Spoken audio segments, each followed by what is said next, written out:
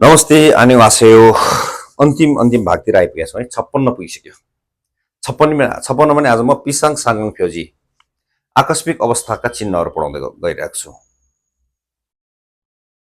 उङगुप छछि आकस्मिक के हो त? प्राथमिक उपचार। उङगुप साङवाङसी आकस्मिक अवस्थाको बेलामा छुइहानन गरिने इम्सी उइरियो छोछि अस्थायी रूपमा गरिने के हो त? प्राथमिक उपचार। फिसाङ छनवा आपतकालीन फोन। उङगुप साङवाङ यस आकस्मिक अवस्थामा सायोङ हाल्सु इत्तोरक प्रयोग गर्न सकिने गरेर मा र्यन छनवा तयारी गरिएको फोन। छादोङ सिमजाङ फाक्तोङ्गी भनेको स्वचालित मुटुको पेसमेकर भन्छ। अटोमेटिक यो एक्सटर्नल भन्छ त्यो के अरे मुटुमा राखेर चलाउने धड्कन। सिमजाङे छङसाङ चगिन धड्कनको अथवा मुटुको नियमित रिदम रिदम भनेको के हो त? चल्नेलाई रिदम भन्छ। युजी हागी उये कायम गर्नको लागि सायोङ धेनन प्रयोग गरिने उइर्यो खिगी यो त मेडिकलका उपकरणहरू। तुलकत स्ट्रेचर बिरामीहरू बोक्ने। भन्जारल ओम्गिल्ते सायोङ हानन खिगो बिरामीहरूलाई ल्याउने जाने बेलामा प्रयोग गरिने उपकरण। उम्योसु जुस मासिल्सु इन्नन मूल पिउन सकिने पानी। खुकुप खाबाङ भनेको के हो त? आकस्मिक झोला। उङगुप छछिए फिर्युहान प्राथमिक उपचारको बेलामा आवश्यक पर्ने मूलभूमि सामग्रीहरू थुर इनन खाबाङ भएको झोला। सुमुल सुइल्सु इत्तोरोक श्वास फेर्न सकिने गरेर सान्सोरल खोङ्गुप हानन छाङची अक्सिजनका सिलिन्डरहरू के हो त? उपलब्ध गराउने उपकरण।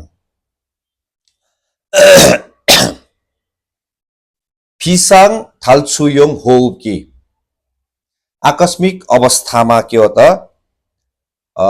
थाल्छुल्योङ प्रयोग गर्नको लागि श्वास प्रश्वासका उपकरण।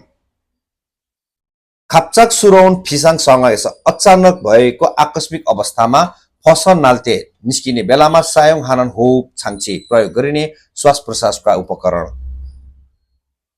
खु म्यङ फुई फुई लाइफ बोय लाइफ ज्याकेट भन्छ यसलाई। लाइफवाला त्यो के त? जीवन रक्षक ट्युब हो यो। मुरे पाजिन सारामुल खुवागी उये पानीमा खसेको मान्छेलाई बचाउनको लागि सायोङ धेनन खोगो प्रयोग गरिने औजार। खुम्यङ चोक्की लाइफ ज्याकेट भनेको जीवन रक्षक ज्याकेट। मुरे पाजियसुल्ते पानीमा खसेको बेलामा सेङम्यङोल जिन्दगी चिखिगी उये इम्नन चोक्की भनेको पालना गर्नको लागि अथवा लगाउने हाफ ज्याकेट। ओके ओनले हम्बादी तुइनन नोम उये नान नोम इत्ता। तुइनन नोम उये नाना नोम इत्ता भनेको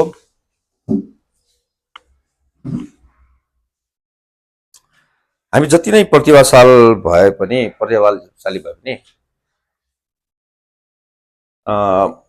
त्योभन्दा बढी प्रतिभाशाली कोही न कोही त हुन्छ नै के निस्किन्छ रे।